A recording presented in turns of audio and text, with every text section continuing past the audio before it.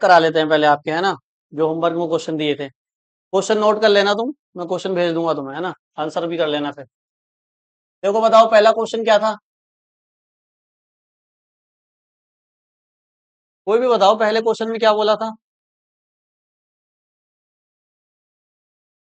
बहुत तेज बोल रही हो मानसी तुम, थोड़ा वॉल्यूम कम हो जाए ना इसलिए। तो कह रहे हैं a particle feels 150 newton force and displacement 15 metre by making 60 degree angle. कह रहे हैं एक, अब मैं क्वेश्चन नहीं लिख रहा, मैंने कल लिखवा दिए थे, वहां से देख लेना आप, ठीक है। ये एक पार्टिकल मान लेते हैं, ये कोई बॉक्स है ना, इस पर 150 न्यूटन का फोर्स लग रहा है। कितने न्यूटन का? 150 न्यूटन का फोर्स लग रहा है। अब कह रहे हैं जो डिस्प्लेसमेंट है वो 15 मीटर का हुआ है by making an angle 60 degree. ऐसे करके डिस्प्लेसमेंट हुआ है कितने का? 15 मीटर का डिस्प्लेसमेंट हुआ है, और कितने एंगल पे हुआ है? 60 डिग्री पे हुआ है। ये मैंने वेक्टर बनाए हैं, ये फोर्स वेक्टर बनाया है और ये डिस्प्लेसमेंट वेक्टर बनाया है। कह रहे हैं कितना वर्क होगा ये बताइए आप, ये क्वेश्चन है मेरा क्वेश्चन। तो क्या पूछा गया है इस क्वेश्चन में? वर्क पूछा है। तो बताइए वर्क का हमने आपको क्या फॉर्मूला बताया था? हाँ भाई ग्रंथ, वर्क का फॉर्मूला बताया था क्या? अरे हमने जो बताया था वो बताओ आप, वेक्टर में बताया था नहीं कुछ, कि फोर्स और डिस्प्लेसमेंट कैसी क्वांटिटी है? वेक्टर। लेकिन वर्क कैसी है? स्केलर। तो फोर्स और डिस्प्लेसमेंट का क्या लेना पड़ेगा? Dot product. वो फॉर्मूला बताना है हमेशा वर्क का जब भी बताना है, फोर्स वेक्टर डॉट, अच्छा डिस्प्लेसमेंट को यहाँ मैंने डी, चलो एस मान लेते हैं, एस वेक्टर। सही है, यही है। अब मुझे बताओ कल जो क्वेश्चन किया था उसमें फोर्स और डिस्प्लेसमेंट आई जे के में दे रखे थे, तो आपने डॉट प्रोडक्ट कर दिया था, आंसर आ गया था। इसमें आई जे के में दिए हुए हैं क्या? नहीं दिए हुए हैं। तो अब हमें इसका फॉर्मूला ओपन करना पड़ेगा, है ना। तो बताओ फॉर्मूला क्या होता है? फोर्स का मैग्नीट्यूड, डिस्प्लेसमेंट का मैग्नीट्यूड, और इनटू में कॉस थीटा, तभी तो थीटा ये वाला यूज होगा, है ना।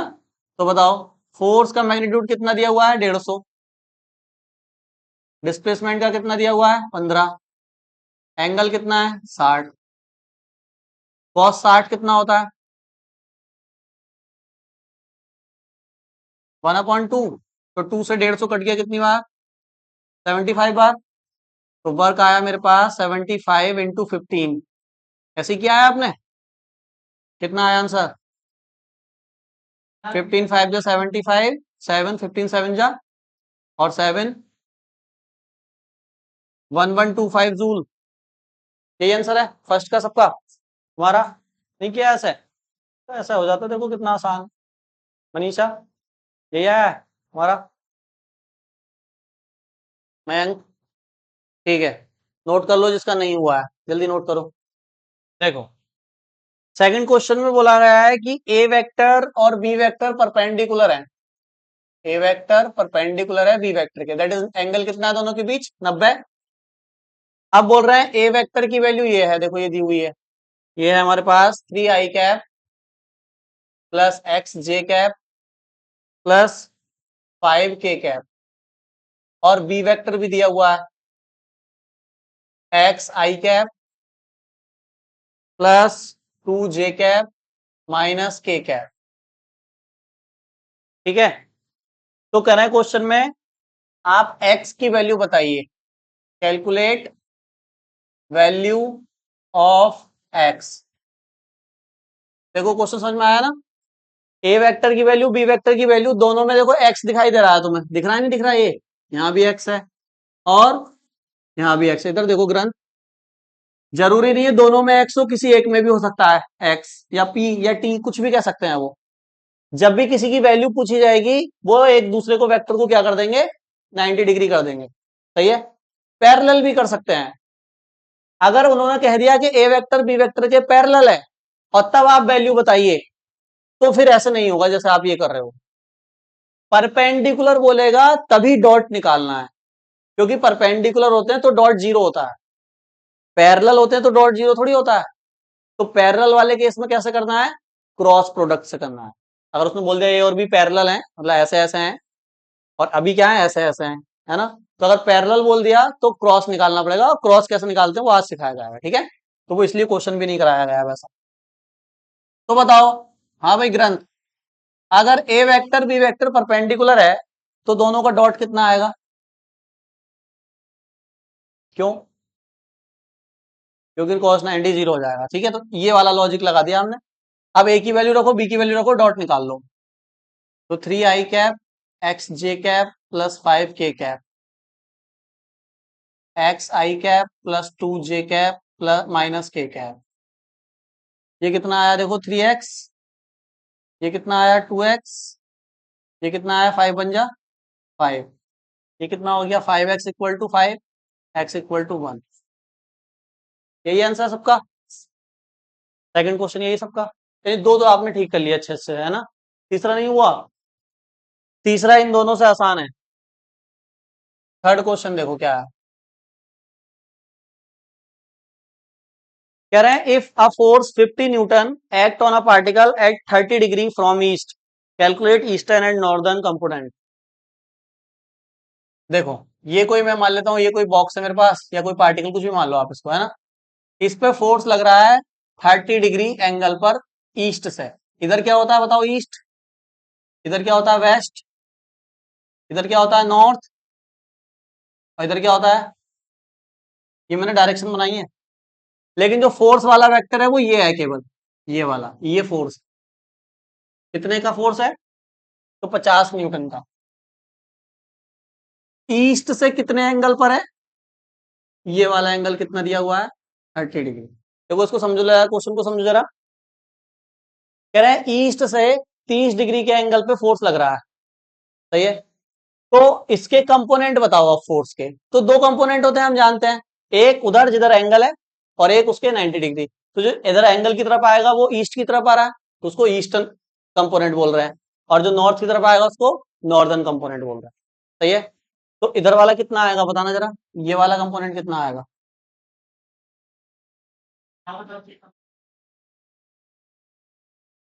अरे फॉर्मूला बताओ उसका पहले। ये वाला कंपोनेंट कितना होगा, ये वाला। हाँ भाई ग्रंथ, इस फोर्स का ये वाला कंपोनेंट कितना होगा, नीचे वाला। यार कई बार बता दी इस चीज तो मैंने। हाँ,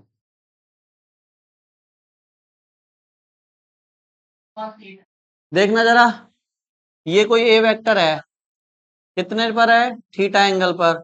तो इसके दो कंपोनेंट होते हैं, जिधर थीटा होता है उधर क्या आता है, ए कॉस। जिधर थीटा नहीं होता उधर क्या आता है, ए साइन। यही तो कंपोनेंट बताए हैं मैंने, यही तो दो कंपोनेंट है। अब मुझे बताओ, ये एफ है, थीटा किधर है, इधर ही तो है, ये 30 है ना थीटा की वैल्यू, तो नीचे वाला कंपोनेंट क्या आएगा, एफ कॉस थीटा कितना है, 30।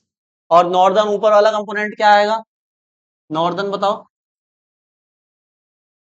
अरे ऊपर वाला क्या आया है, साइन आया है ना, तो एफ साइन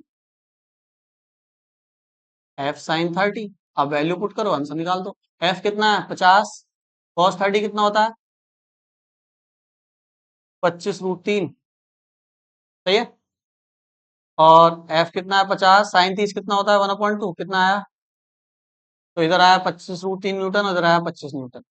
ऐसे करके दो कंपोनेंट में ब्रेक होगी, सही है। ये तो बहुत इजी था, ठीक है। तो ये हमने डॉट प्रोडक्ट के क्वेश्चन कर लिए कंप्लीट। तो वेक्टर प्रोडक्ट हमने आपको दो टाइप के बताए थे। वेक्टर प्रोडक्ट दो टाइप के होते हैं, एक होता है dot product, dot product that is scalar product. अब तुम्हें ये समझ में आया होगा कि डॉट नाम क्यों है, स्केलर नाम क्यों है। आंसर स्केलर आता है, डायरेक्शन नहीं आती है, ठीक है। और दूसरा जो प्रोडक्ट आएगा हमारे पास वो कौन सा होगा, वेक्टर प्रोडक्ट या क्रॉस प्रोडक्ट। ये ज्यादा इंपॉर्टेंट है और ज्यादा ही जरूरी है इसको पढ़ना, ये बहुत इंपॉर्टेंट है। वेक्टर प्रोडक्ट, सही है, एप्लीकेशन भी बहुत ज्यादा है। तो हेडिंग लिखेंगे वेक्टर प्रोडक्ट। अब दो वेक्टर आपको दिए जाएंगे, कहेंगे क्रॉस करो, है ना। तो कैसे करेंगे, देखो ए वेक्टर, अब लगेगा यहाँ पे क्या, ये क्रॉस का साइन, जो मल्टीप्लाई का साइन आप बोलते हो ना, वो लगेगा। इसको क्योंकि क्रॉस का साइन बोलते हैं इसलिए इसका नाम भी देखो क्या है, क्रॉस प्रोडक्ट। सही है। अब इसको वेक्टर प्रोडक्ट क्यों कह रहे हैं वो समझो, देखो अब इसका जो आंसर आएगा वो क्या आएगा, देखना जरा। ए वेक्टर का मैग्नीट्यूड, जिसको मैं सिंपल ए भी लिख सकता था, बी वेक्टर का मैग्नीट्यूड, अब डॉट में आता है कॉस, क्रॉस में आएगा साइन, क्या आएगा, साइन थीटा। तो ए बी साइन थीटा, ये फॉर्मूला रहेगा। अभी बात पूरी नहीं हुई है, ध्यान से देखते रहो बोर्ड पे। ये बताओ मैग्नीट्यूड ही तो है, मतलब कोई नंबर ही तो होगा ये भी क्या है, मैग्नीट्यूड है, नंबर है। और साइन की जितनी वैल्यू होती है सब मैग्नीट्यूड ही होती है, नंबर ही होती है। तो अभी तो ये पूरी स्केलर क्वांटिटी है, लेकिन इसको बोलते क्या है, वेक्टर प्रोडक्ट। इसका मतलब इसका आंसर भी क्या आना चाहिए, वेक्टर। तो अभी ये तो स्केलर आया है, तो मुझे इसके साथ में एक लिखना पड़ेगा एन कैप। क्या लिखना पड़ेगा, एन कैप। और ये एन कैप जो होगा ये रिप्रेजेंट करेगा इसकी डायरेक्शन। तो इतना पार्ट हुआ मैग्नीट्यूड और इतना पार्ट हुआ ये जो एन कैप आया, ये क्या आया, डायरेक्शन। तो मैग्नीट्यूड और डायरेक्शन जब आपस में मिल जाते हैं तो वो बन जाता है वेक्टर। तो क्रॉस निकालेंगे तो आंसर वेक्टर में आएगा। अब ये एन कैप कौन सी डायरेक्शन है, कौन सी किस डायरेक्शन में एन कैप को लेना है वो समझना है डिटेल में। और ये फॉर्मूला बता क्या रहा है, फॉर्मूला आया कैसे, वो भी मैं भी समझाऊंगा, ठीक है। तो इसका मीनिंग क्या है वो भी समझाऊंगा। जैसे डॉट का मीनिंग बताया था ना, डॉट का मीनिंग क्या होता था कि एक वेक्टर का दूसरे वेक्टर के ऊपर शैडो, परछाई, प्रोजेक्शन। ऐसे ही इसका क्या मतलब है वो अभी हम समझेंगे, सही है। पहले इसको आप डेफिनेशन लिखो और नोट करो। लिखो पहले डेफिनेशन लिखो। लिखो the cross product,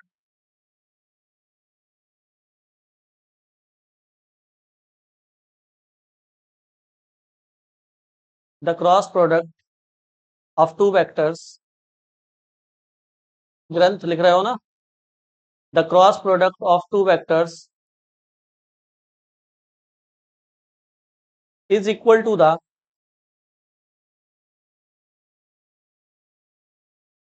is equal to the product of, is equal to the product of magnitudes of both vectors,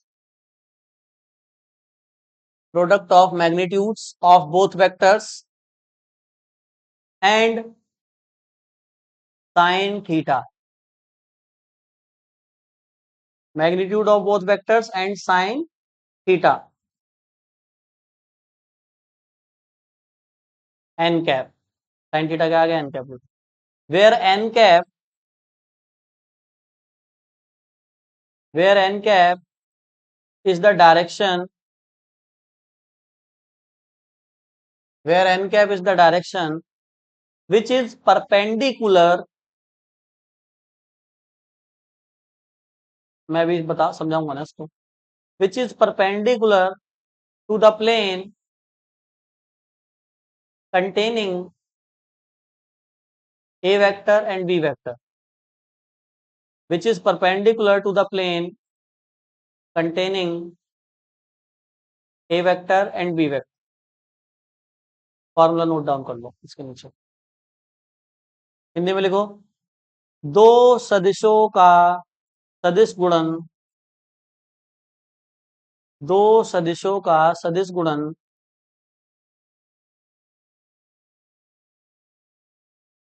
दोनों सदिशों के परिमाणों तथा, दोनों सदिशों के परिमाणों तथा साइन थीटा, साइन थीटा के गुणनफल के बराबर होता है,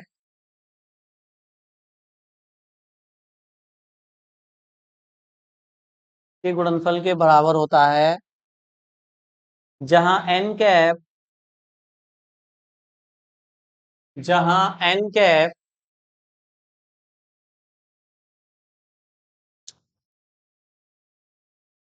सदिश की दिशा होती है।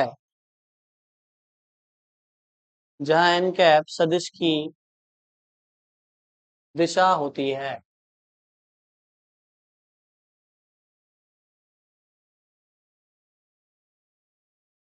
सही है।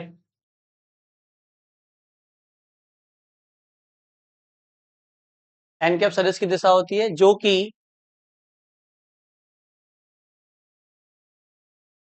ए वेक्टर तथा बी वेक्टर के समतल के लंबवत होती है।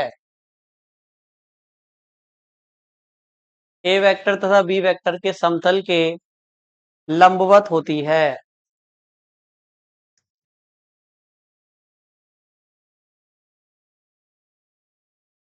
ठीक है, समझ में आया क्या? बताइए। अब ये फॉर्मूला एक्चुअल में बता क्या रहा है और इस फॉर्मूले का मीनिंग क्या है, वो समझ लो जरा। आप बोर्ड पे देखो, ध्यान से देखना जरा इधर बोर्ड पे। तो हम ऐसे हेडिंग लिख सकते हैं, फिजिकल मीनिंग या ज्योमेट्रिकल मीनिंग या कुछ भी कह सकते हैं इसको। ठीक है, फिलहाल मीनिंग है ज्योमेट्रिकल मीनिंग, ज्योमेट्रिकल मीनिंग।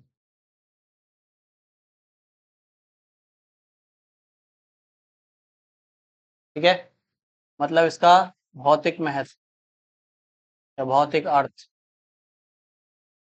ठीक है, कुछ भी पूछेगा अगर ज्योमेट्रिकल या फिजिकल मीनिंग तो यही लिख के आना जो मैं बता रहा हूँ। सही है, देखते हैं ये फॉर्मूला कैसे आया। देखने जरा इधर,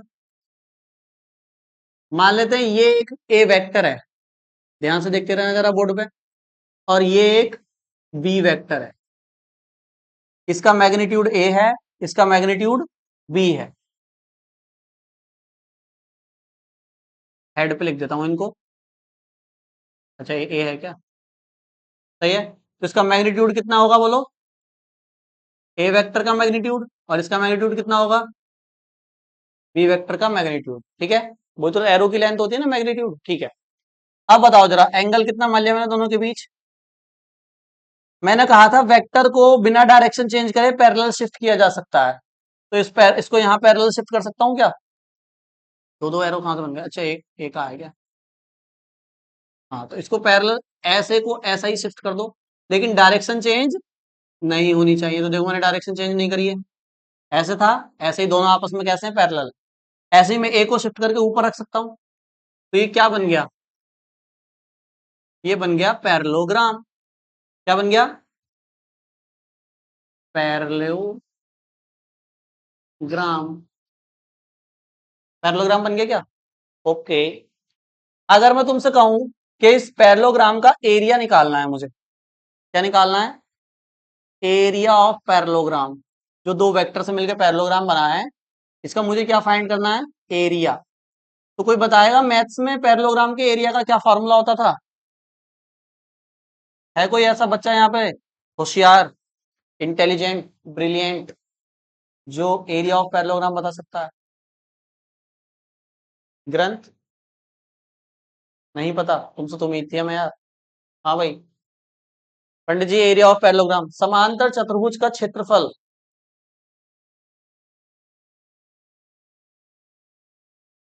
डायगोनल का तो रोल ही ना बेटे। नहीं पता? वो भी होता है फॉर्मूला, लेकिन जब डायगोनल नहीं पता तो पूछ रहे हैं हम आपसे। डायगोनल में भी होता है 1/2 D1 D2। हाँ, समांतर चतुर्भुज के क्षेत्रफल नहीं पढ़ा आपने? आपने आपने हाँ, एल इंटू बी। एल क्या है और बी क्या है? लेंथ कौन सी वाली? ये टेढ़ी टेढ़ी टेढ़ी वाली लेंथ? नहीं, गलत बता रहे हो आप। ठीक है, एरिया ऑफ पैरेललोग्राम का फॉर्मूला होता है base into height. Base into height, पढ़ा है ना ये? अगर मैं आगे 1/2 और लगा दूं तो ये राइट एंगल ट्राइंगल का भी फॉर्मूला बन जाता है। 1/2 base into height, right angle triangle का फॉर्मूला, है ना? तो पढ़ा होगा आपने मैथ्स में ये। ओके, ठीक है। बताओ जरा इधर बोर्ड पे देखो जरा, बेस इंटू हाइट, मुझे बताना बेस कितना है इसका? ए वेक्टर का मैग्नीट्यूड है क्या बेस? तो बेस की जगह क्या लिख सकता हूँ? ए वेक्टर का मैग्नीट्यूड। अब हाइट सीधी वाली लेते हैं, बिल्कुल परपेंडिकुलर हाइट, तो ये तो टेढ़ी हाइट है, बी मत लिख देना यहाँ पे, टेढ़ी हाइट है ये तो हाइट क्या होगी इसकी, ये, या यहां से भी खींच सकते थे लाइन सीधी वाली, ये यहां से खींच दूं क्या, चलो यहां से खींच देते हैं। परपेंडिकुलर हाइट मतलब ये वाली हाइट। यार कौन ब्रिलियंट मतलब चालाक लड़का मुझे बताएगा ये हाइट कितनी है, ये वाली वैल्यू कितनी है, लड़का या लड़की भी बता सकता है, होशियार ब्रिलियंट इंटेलिजेंट लड़की, हाइट कितनी वैल्यू है यहाँ पे हाइट की, बताओ जरा। हाइट ही होगी, अरे इसकी हाइट की वैल्यू बताओ ना मुझे, बेस तो ए है, ये बी है, तो ये हाइट कितनी होगी, पाइथागोरस लगा दूं क्या, है पाइथागोरस लगा दूं, ये बेस पता है, ये वाला आधा वाला, आधा ही तो ट्रायंगल बनाया है, ए तो पूरा है यहाँ से यहाँ तक, इतना कहाँ पता है हमें, दो साइड नहीं पता ना, ये भी नहीं पता ये भी नहीं पता, तो पाइथागोरस कैसे लगा दोगे।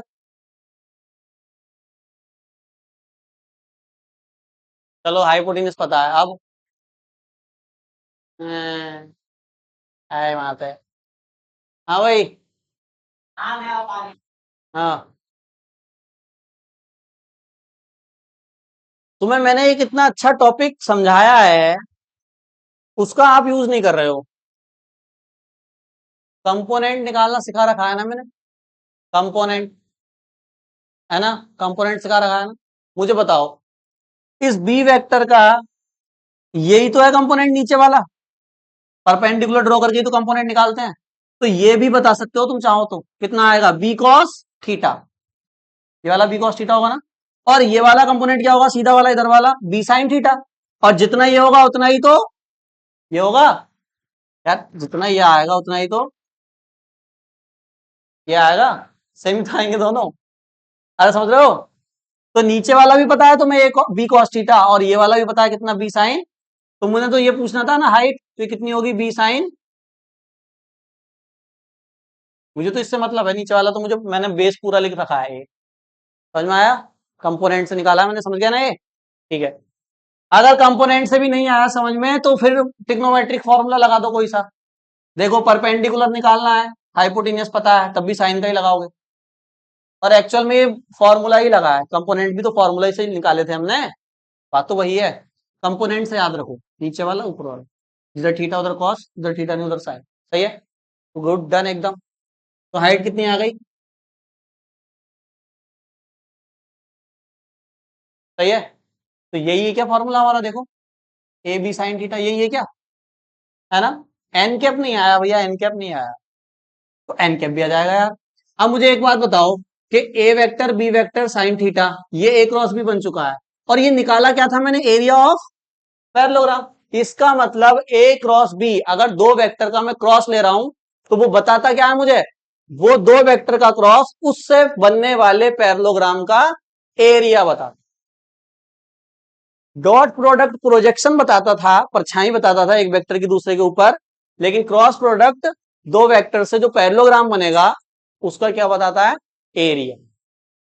आप समझो एक मिनट देखो जरा इधर, एन कैप का क्या चक्कर है भैया ये, तो एक बात हमेशा याद रखना कि फिजिक्स के अंदर, कहां के अंदर, फिजिक्स के अंदर एरिया को हम वेक्टर क्वांटिटी मानते हैं, क्या मानते हैं, सुनो जरा, हेलो, एरिया को क्या माना गया है, वेक्टर क्वांटिटी, मैथ्स में वेक्टर क्वांटिटी नहीं मानते हैं एरिया, जब आप मैथ में एरिया निकालते हो ट्रायंगल का, सर्कल का, रेक्टेंगल का, स्क्वायर का, तो डायरेक्शन नहीं लिखते हो आप, केवल वैल्यू लिखते हो जो आती है और यूनिट लिख देते हो बस, फिजिक्स में जब भी एरिया निकाला जाएगा डायरेक्शन की भी बात होगी, अब एरिया की डायरेक्शन क्या होती है, तो एरिया, इस एरिया की डायरेक्शन को दिखाने के लिए ही मैंने क्या यूज करा है, एन कैप, अब ये एन कैप है होगा किधर, देखो जरा ध्यान से समझना बोर्ड पे इधर, जैसे मान लो ये कोई रेक्टेंगल है, इसका मैंने एरिया निकाल लिया, ठीक है, जो एन कैप होगा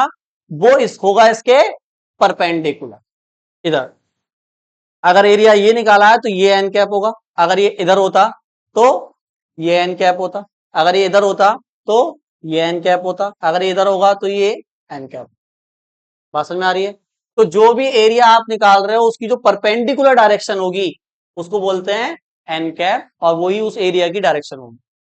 आप ऐसे समझ सकते हो, देखो एन कैप दोनों हो सकते हैं, जैसे ये कोई एरिया है, ये आपने कैलकुलेट करा, तो इसका परपेंडिकुलर ये भी हो सकता है एन कैप, और नीचे भी तो हो सकता है परपेंडिकुलर एन। तो एन कैप ऊपर वाले को प्लस एन कैप कहूंगा और नीचे वाले को माइनस एन कैप। बात समझ में आ रही है? तो कोई भी एरिया अगर ऐसे निकाला आपने पैरेललोग्राम का एरिया, तो इसकी जो अब मैंने ऐसे लिखा है, तो एन कैप किधर होगा? ऊपर, और नीचे की साइड कौन सा एन कैप होगा? Minus n cap. सही है। अब ये वाला एरिया तो ऐसे है तुम्हारी तरफ, तो इसका एन कैप किधर होगा? ऐसे परपेंडिकुलर ऐसे होगा ना, तो उसको तो मैं दिखा नहीं सकता, और एक अंदर की तरफ होगा, तो ऐसे दिखा सकते हो चाहो तो, क्रॉस से अंदर वाला और डॉट से डॉट से बाहर वाला और क्रॉस से अंदर। किसमें दिख रहा है साफ साफ? इसमें ऊपर, और ये नीचे कितने एंगल पे होगा? 90 डिग्री। तो चाहो तो यहाँ एन कैप लगा दो, ये पता चल गया ना एरिया की डायरेक्शन है। अब इस पूरे को मैं बंद कर सकता हूँ, क्या कह सकता हूँ? ए वेक्टर क्रॉस। तो ये है इसका ज्योमेट्रिकल मीनिंग, ये एरिया को रिप्रेजेंट करता है विद डायरेक्शन। सही है, नोट कर लो।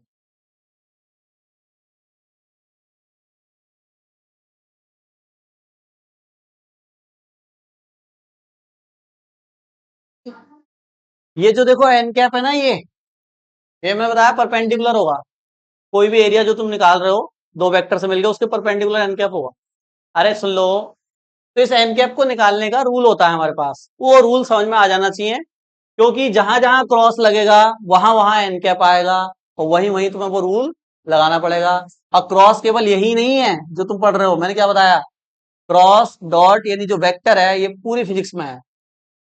तो हर जगह क्रॉस है, हर जगह डॉट है, तो हर जगह एन कैप है, तो हर जगह वो रूल लगेगा, है ना? तो उसको ऐसा समझ लो जैसे एबीसीडी याद है ना, ऐसे। तो हेडिंग लिखो। ये रूल सबसे आसान वाला रूल हम समझ रहे हैं, वैसे तो कई सारे रूल होते हैं। राइट हैंड कर्ल रूल, ये सबसे आसान है। Right hand curl rule. Right hand कौन सा हैंड होता है? दायां बायां?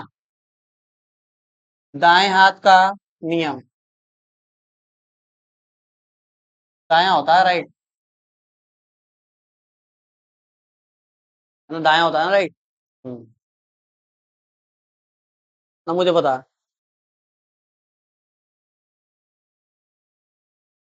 ठीक है, तो देखो मान लेते हैं ये एक ए वेक्टर है बोर्ड के प्लेन में, ये एक बी वेक्टर है बोर्ड के प्लेन में, और ये एंगल है बीच का थीटा। इधर देख लो जरा, समझ लो, ये दोनों वेक्टर बोर्ड के प्लेन में है। सही है, बोर्ड के अंदर है। इसका परपेंडिकुलर चाहिए तो तुम्हें बोर्ड से बाहर आना पड़ेगा, या बोर्ड के अंदर जाना पड़ेगा। वही तो परपेंडिकुलर होगा जब ये बोर्ड के प्लेन में होगा, ये इसका परपेंडिकुलर बोर्ड के अंदर बाहर होगा। ठीक है, अब मैं आपसे पूछ रहा हूं कि ए क्रॉस बी निकालिए, और ए क्रॉस बी में जो डायरेक्शन होगी वो बोर्ड के अंदर होगी या बोर्ड के बाहर होगी? दोनों नहीं हो सकती हैं, एक ही आंसर होगा। ए क्रॉस बी की डायरेक्शन या तो बाहर होगी या अंदर होगी। अब मतलब मैं पूछ रहा हूं एन कैप किधर होगा इसका।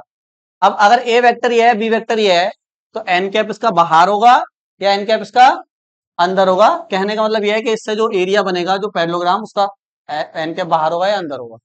तो ये रूल हमें बता देगा बहुत आसानी से। सही है, तो रूल क्या है देखो, समझो। किसका किससे क्रॉस निकाल रहे हो? ए का पीस है, राइट हैंड ये तुम्हारा। सही है, सब अपने अपने राइट हैंड अपने लेफ्ट में हैंड में पकड़ लेंगे जरा, ऐसे। नहीं, राइट हैंड उठा, अपना ही उठाना राइट हैंड। ठीक है, राइट हैंड उठा लिया आपने अपना। ठीक है, अब राइट हैंड को आप ए वेक्टर के ऊपर रखिए। रख दिया, मैंने तो रख दिया, आपको पता नहीं। राइट हैंड रख दिया ए वेक्टर के ऊपर। अब क्योंकि ए पे क्यों रखा? क्योंकि ए से बी पे जाना है ना। हेलो, ए से कहा जाना है, तो ए पे रखा। और बी पे जाने के लिए उंगलियों को कर्ल करिए, कर्ल। कर्ल कर्ल कर्ल मतलब ऐसे घुमाइए, ऐसे घुमाएंगे तभी तो बी पे जाएंगे, क्योंकि बी ऊपर है। तो ए से बी पे उंगलियां घुमाई मैंने, तो थंब किधर आया है? बाहर। अब थंब बाहर आया है, इसका मतलब जिसका एन कैप है वो किधर होगा? आउटवर्ड। बस इतना आसान है, देखो। और ये आउटवर्ड के लिए हम ऐसा साइन बनाते हैं, है ना? एन कैप बाहर है। सही है, अरे समझ गए? अब देखो, इसी में अगर मैं पूछता बी क्रॉस ए बताओ, अब किधर आता है एन कैप?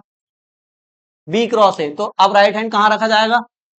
बी पे ये रख दिया, है ना भाई।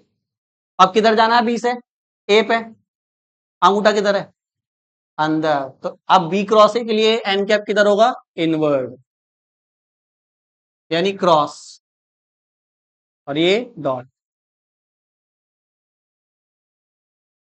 क्या, अरे आगे समझ में, नोट करो जल्दी। देखो ये कह रहा है परपेंडिकुलर ही क्यों, टेढ़ी भी तो हो सकती है एन कैप, इधर को भी ऐसे निकल जाए ऐसे। तो मैंने अभी क्या बताया, अभी जस्ट क्या पढ़ाया था, फिजिकल मीनिंग। अरे सबर सबर धैर्य। अभी फिजिकल मीनिंग में हमने पढ़ाया था कि एन कैप एरिया की डायरेक्शन है, किसकी डायरेक्शन है, और एरिया की डायरेक्शन एरिया के हमेशा कैसे रहेगी, परपेंडिकुलर। कैसे तिरछी का हो जाएगी, कि तिरछी कैसे हो जाएगा, ये भी तो एन कैप वही एरिया की डायरेक्शन निकालना ना हम फिर। अरे समझ में आया, तिरछी क्यों नहीं समझ गए, परपेंडिकुलर होगा क्योंकि एरिया की डायरेक्शन। अब मैं ये जो डायग्राम यहाँ बना रहा हूँ इसमें आपको एन कैप बताना है किधर किधर होगा। ये पहला डायग्राम था, समझ लो डायग्राम। इधर है आपका ए वेक्टर बोर्ड के प्लेन में, और इधर है आपका बी वेक्टर बोर्ड के प्लेन में, सही है। बोर्ड के प्लेन में मतलब एन कैप या तो बाहर होगा या अंदर। तो ए क्रॉस बी का एन कैप आपको बताना है किधर होगा, और बी क्रॉस ए का भी एन कैप आपको बताना है किधर होगा।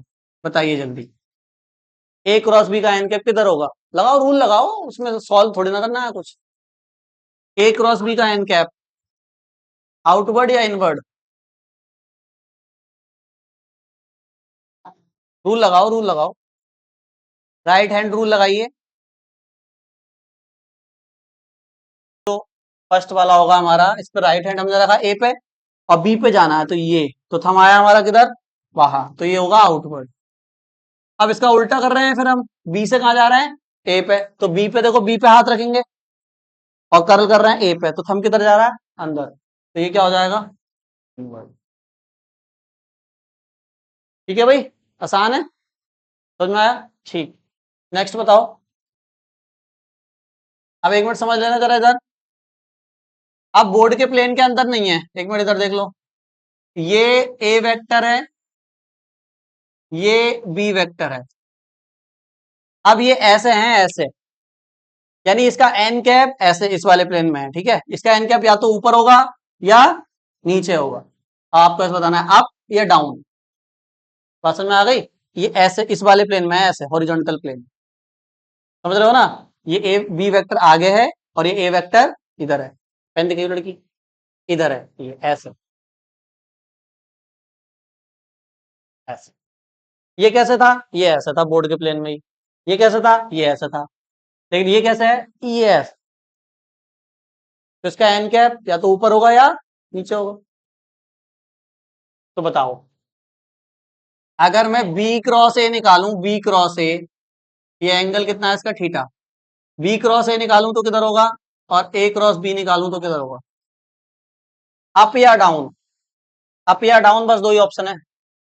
देखो तो बी क्रॉस ए के लिए क्या होगा, बी क्रॉस ए के लिए थंब कहाँ गया, ऊपर, तो इसके लिए बी क्रॉस ए के लिए क्या होगा, अपवर्ड, यानी अप, है ना। और अब इसका उल्टा कर दो, अब किधर से किधर आ रहे हो, इससे इधर।